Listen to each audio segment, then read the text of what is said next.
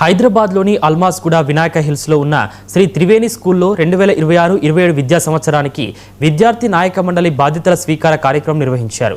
ముఖ్య అతిథిగా హాజరైన Shamshabad traffic ACP P Nagabhushanam కొత్త నాయకులకు బ్యాడ్జీలు అందజేశారు.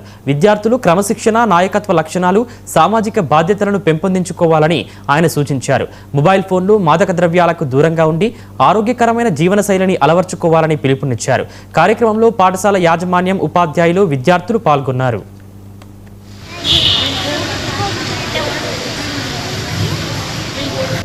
Empathy and sustainable living.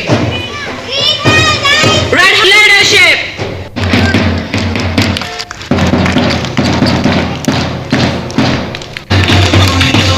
I will faithfully do my duties.